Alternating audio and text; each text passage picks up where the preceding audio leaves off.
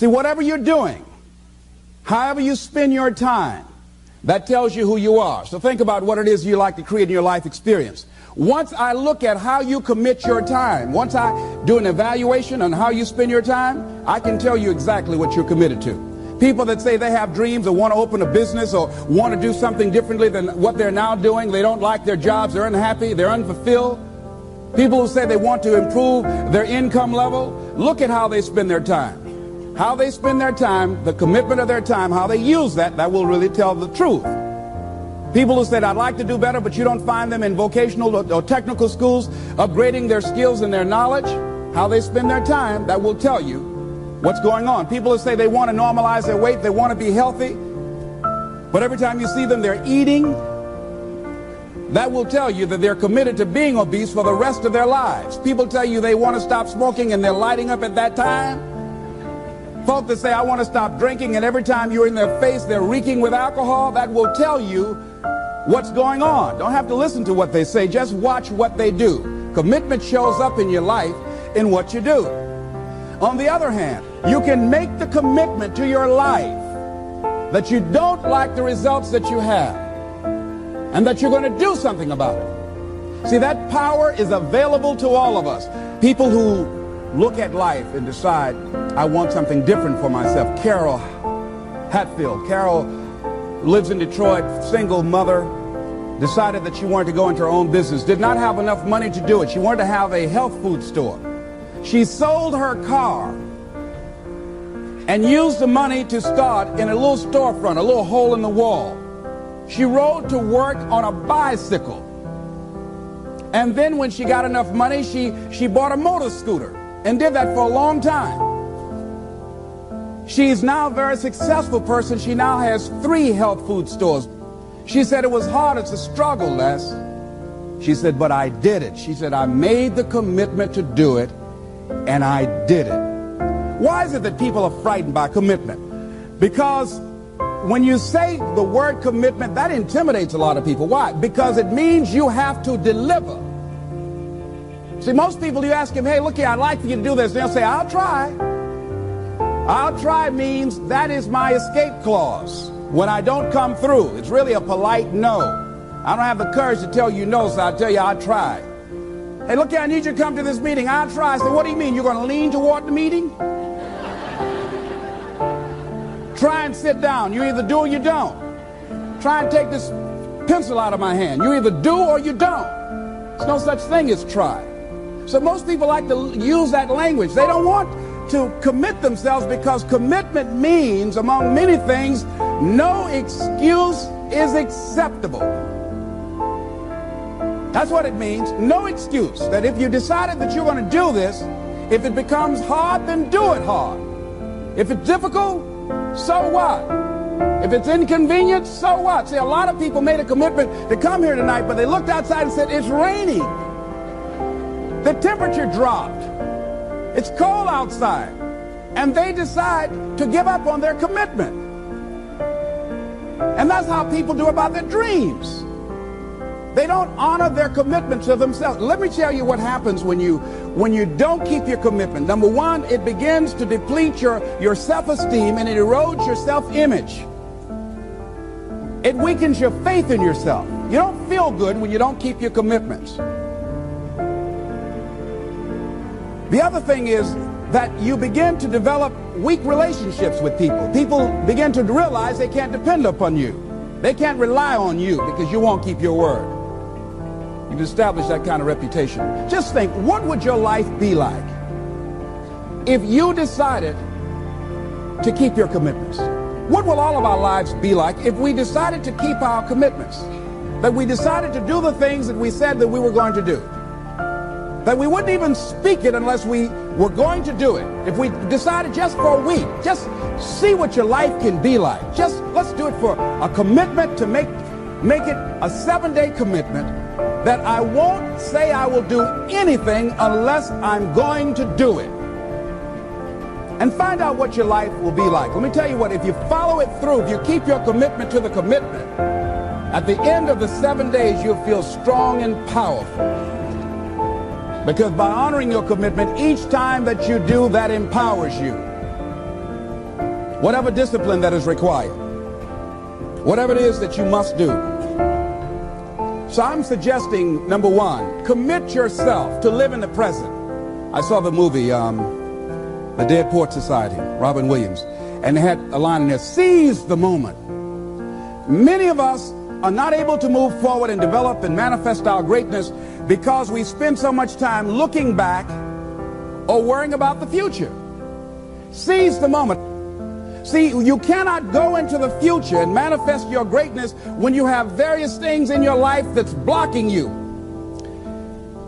Let's look at how we can begin to keep our commitments. Remembering what Dr. Robert Anthony said about results. When you keep your commitments, you're able to produce some different kinds of results in your life. So how can we keep our commitments? And do we keep all commitments? No, we don't. You will not be at 100%. However, you will have a greater percentage rate of maintaining your commitments to yourself, whatever those things might be.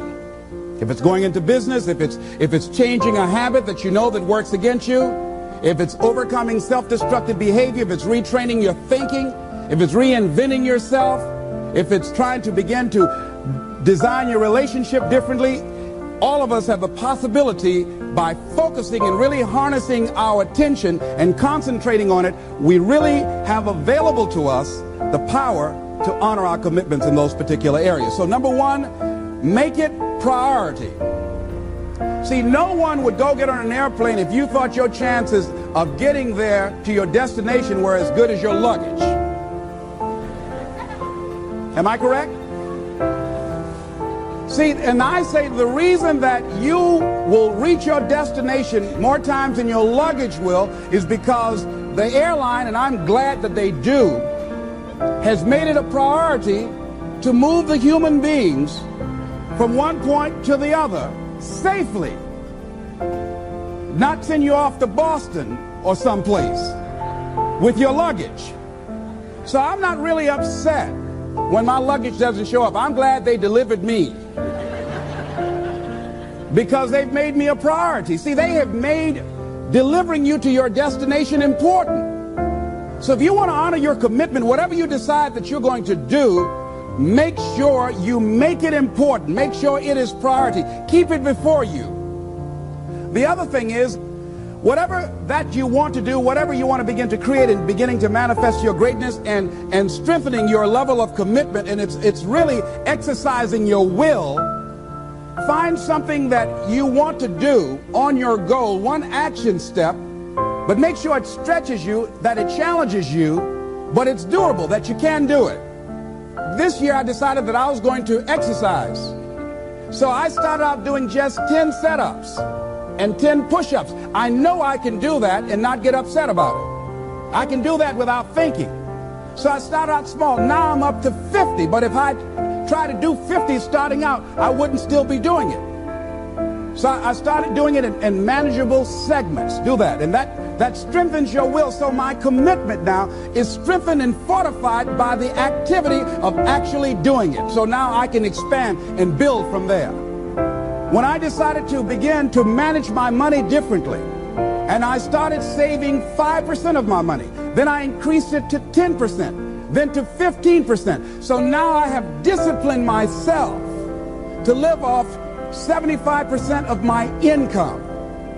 I took discipline to do that, but I started watching how I was spending my money. I started keeping a log and following myself. So you want to begin to find something that is manageable, that you know that you can do. The next thing, in beginning to keep your commitments to yourself, have some friends that will hold you accountable, that won't let you off the hook, that won't tolerate anything less than the best from you.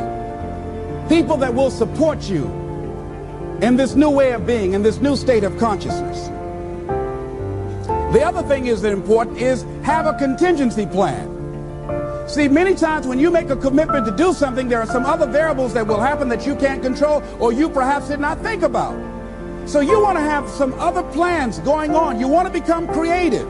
See, most people don't keep their commitments because when something goes wrong, they just stop. They don't have a contingency plan. So they don't know what to do next. Start being creative. If you challenge yourself, many times we say, I don't know what to do. And I always ask myself, but if you did know what to do, Les, what will it be? That activates another part of my mind. I start thinking about the possibilities and just experimenting. But many of us just stop dead in our tracks. I don't know what to do. You do know what to do. You've got genius in you.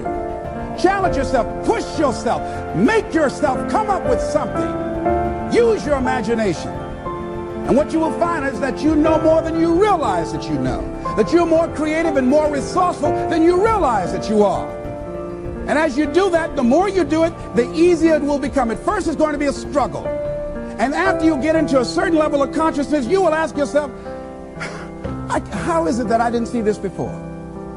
At the level that I'm managing my business now, they say consciousness is what we are. I literally look at myself and say, how is it that I didn't do this before? Why is it that I couldn't see this before? And the reason that I didn't see it before, because I didn't challenge myself. I didn't put myself out here. See, the reason that most of us go through life never discovering our true greatness, literally walking, breathing corpses, the uncommitted life isn't worth living. Why? Because it doesn't produce anything. See, you only make things happen. Your life only counts. You only make a difference when you are committed. When you make a commitment with your life. That's the people that make a commitment with their lives. The people that make a commitment to their customers. The people that make a commitment to their families, to their relationships, are the people that make the greatest impact in life. What is commitment? Commitment is the salesman who says, look here, I'm going to make $1,000 today and I'm not going home. You can turn the lights out. The janitors could be here running the vacuum cleaner. I'm not leaving here till I do it.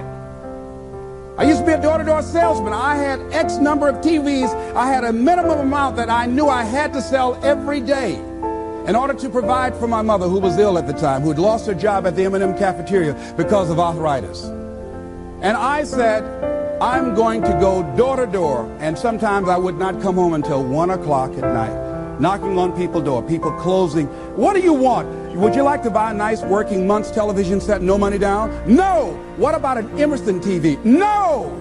Thank you very much. Do you know anybody else that would be interested? No. Thank you very kindly. Knock on another. Hello.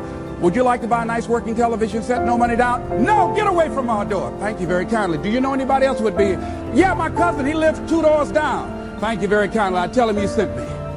When I heard your cousin told me that you wanted to buy a television set, told me to come here and talk to you, we got a special discount for you. Yes, come in, I'm interested. I would just keep right on. I would not go home until I did it. It's an interesting thing, ladies and gentlemen, that when we put ourselves in a situation where we say we're going to do it, it puts you in another zone where the universe responds to you. When you have that kind of consciousness, see, the universe responds to the man or woman that refuses to be denied, because that is your commitment. That business that you want, that book you want to write, that dream that you have of controlling your destiny, that is yours. That power to create that and to manifest that is yours. That's available to you. But you've got to be willing to stand there and face disappointment, not have support, be lonely, doubt yourself sometimes, be rejected again and again and again, become bankrupt if necessary, again and again and again, and refuse to turn around until life gives it up. Nothing can resist a person that has that kind of commitment. The people that have made a difference on the planet. When a John F. Kennedy said, we will go to the moon in the next decade, he spoke it. That was a commitment, and people shared that vision. People bought into that. We've had all kind of examples in history where people have made declarations, who have committed their lives to bring about a difference. There are people who are taking a stand today against hunger. I guarantee you it will be a part of our past at some point in time. Someone took a stand against polio.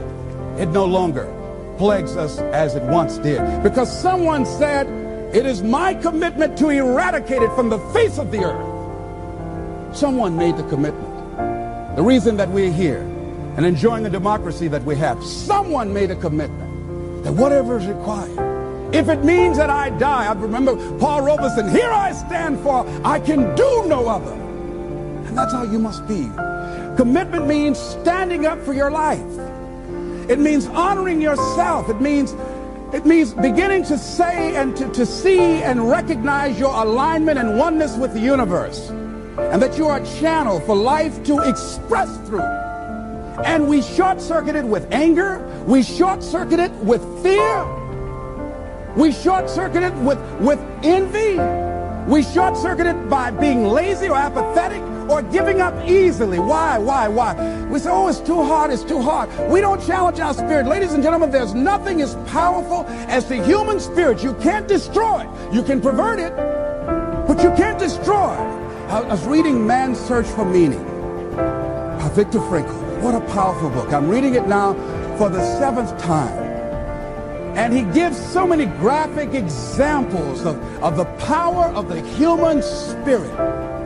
And so what are some of the things that can fortify us and give us the kind of inner strength that will allow us to forward ourselves into the future by manifesting our commitments? Number one, commitment means in some cases going back to school, getting some training, sitting up in classes with people younger than you, putting yourself in a position where you don't know and that is awkward and uncomfortable, but because of your commitment to develop yourself, or to go back to school to get a high school diploma or to get a college degree, that it doesn't matter, feeling dumb and saying, what am I doing here, sitting up in some boring class? Commitment could mean a lot of things. It could mean that you begin to go back. You got to back up sometimes. It means to back up and not give up, to regroup, back up and regroup and come back again. Because life has waylaid you, because you got knocked down. I know when I was working on my dream, there were times I lost my house at one point. I lost my car. I was broke. My credit was bad. I was sleeping at different friends' houses on their couch or on the floor. There were times, months, that I slept on the floor of my office and got up early and dressed before my staff got there to give them the impression that I got there early before they did. And we all pretend not to know what we knew, that the boss was staying in the office. So we never talked about it.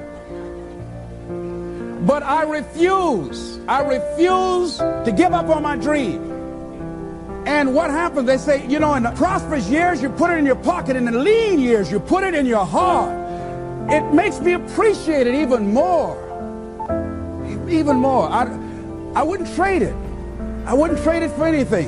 The disappointment, the pain that I've gone through by keeping the commitment. Keeping the commitments that you have might mean taking a stand that's unpopular. Something was said one time. When you take a position, it says, cowardice asks the question, is it safe? Politics asks the question, is it popular? But conscience or commitment asks the question, is it right? And see, most people rather operate from the first two. Is it safe for me to take this position? I remember when I was a state legislator, I saw guys and women who believed in legislation very strongly, but because the Speaker of the House said, we won't go with that, they backed down. And they felt bad about it. They wouldn't take the position because they didn't want the Speaker of the House to be angry at them. They wanted to be all right with all of the rest of our colleagues. See, it takes a great deal of strong courage and commitment on your part to step out a line. You know, Henry David Thoreau says, if a man doesn't keep pace with his companions, perhaps he's listening to the beat of a different drummer. Let him dance to the music that he hears, however measured or far apart. When you are committed, you're dancing to the beat of a different drummer. Don't expect people to understand you. Don't expect it to make sense to anybody why you've got to do this, why you have got to go, why you leave. This is a good job. I'm going. They pay you well. I'm going. You just a few years from retirement. I'm going. Why? I don't understand. You don't have to. I'm going for me because I've made a different kind of commitment with my life. This is something I have got to do. Commitment. It means taking a stand. Taking a stand for you. It means delivering. It means coming through. What if you don't keep your commitment, Les? What if you give it everything you have and you come up short? Or if you don't give it everything you have, what if you get weak along the way and you throw in the towel on yourself? You surrender to your emotions. What then? A lot of people become discouraged. They become frustrated, and they say, oh, what the heck? And they go back to doing what they were doing before, saying it doesn't work. Here's what I suggest. Number one, that does happen. So take total responsibility for it. Just own it. Don't make any excuses on why you gave in or why you didn't come through. Just own it. And face the flak, whatever it is. Stand up inside yourself. Next thing is, assess the situation. How did you get here? What happened that you broke down, that you had a breakdown and you surrendered? What happened? What was going on? See, when I used to go on a diet, and I no longer do that, I've made a commitment to a healthy lifestyle. I used to eat up until 12 midnight on Sunday. Anything that wasn't moving. And on Monday, I would get up and eat a fruit, get a light fruit breakfast, and for lunchtime, I would fix some broiled chicken and meticulously peel the skin off and eat the chicken, and then eat the skin.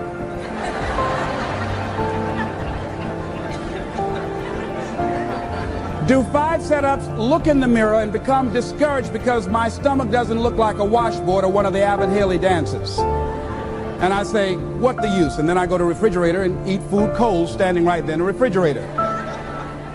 So when I evaluated where I broke down, I realized I can't have junk food in the house. So I had to remove that. And then I realized there are certain streets I couldn't drive down.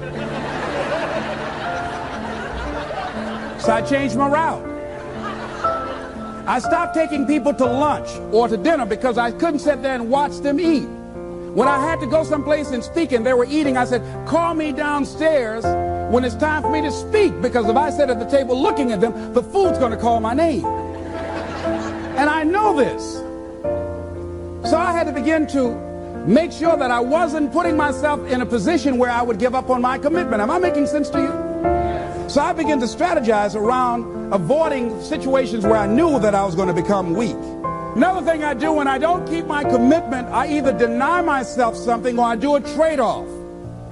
If a glazed donut takes advantage of me, then I require myself to do an extra 25 setups. Or I walk for an extra 15 or 20 minutes because I got a hammerlock on my head and say, come on over here. So you might have to deny yourself something or do a trade-off. Do something that will offset it. The other thing is, start again. So what? You fell flat on your face. So what? Start again. Learn from the experience and start again. Don't count yourself out. Don't sentence yourself to a lifetime of being miserable, a lifetime of being broke, a lifetime of being unhealthy, a lifetime of being in a relationship that is no longer fulfilling to you, a lifetime of working on a job that does not bring you satisfaction, that's not giving you the creative urge that you need and that got to have in your life that stimulates you. Don't sentence yourself like that. You are a human being. Don't volunteer your life that way. Your life has too much value to the universe. You've got something to contribute. You've got something to give. And so what if you make a commitment and you're not able to do it like a pro? That you're not good as everybody else. Live in the moment. I like what this says. Look to this day, for it is life, the very life of life. In its brief course lie all the realities and verities of existence, the bliss of growth, the splendor of action, the glory of power. For yesterday is but a dream, and tomorrow is only a vision. But today well lived makes every yesterday a dream of happiness, and every tomorrow a vision of hope. Look well, therefore, to this day. See, if we just start enjoying where we are, if we make that kind of commitment to enjoy where we are, to experience the experience of life where we are, to do all we can right now where we are. Forget about the mistakes yesterday. Forget about all your failures yesterday. Forget about what you don't have. That's not important. Only thing that we have is right now. Right now, right now. And I say that life is calling on you to call forth on that.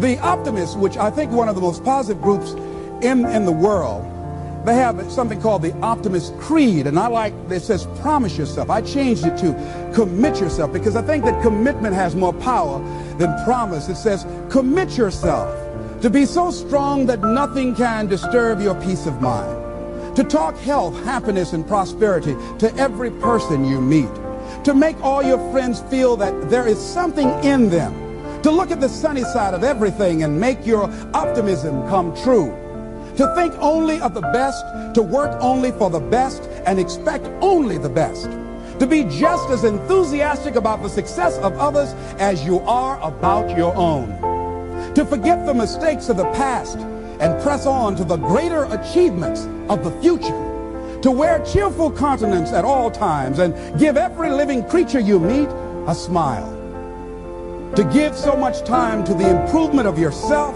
that you have no time to criticize others, to be too large for worry, too noble for anger, too strong for fear, and too happy to permit the presence of trouble. Commit yourself to these things. Isn't that powerful? What a commitment to make with your life. Commit yourself to stretch, to get outside of your comfort zone and not be concerned about what people think about you, because they're thinking it anyhow.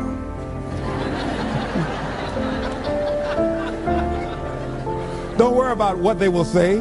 They're already saying it. So what do you care? Decide that your life has so much meaning to the planet. Decide that you have something to give. That's why you're here. See, you didn't just show up. You brought something here. You're on a journey. You have a destination, mission to achieve, to do, to implement, to perform, to experience. Decide to commit yourself to be an adventurer in life. Look out on life around you. Look within yourself and say, where is it in my life that I need to make a commitment right now? Where is it? That it might be for your health. It might be to be a happier person. It might be to make a difference in your community. It might be that. Where is it? I say that commitment shows up in the man or woman who has some idea, some dream that they've been nurturing within themselves, and no one believed it. No one saw it for them.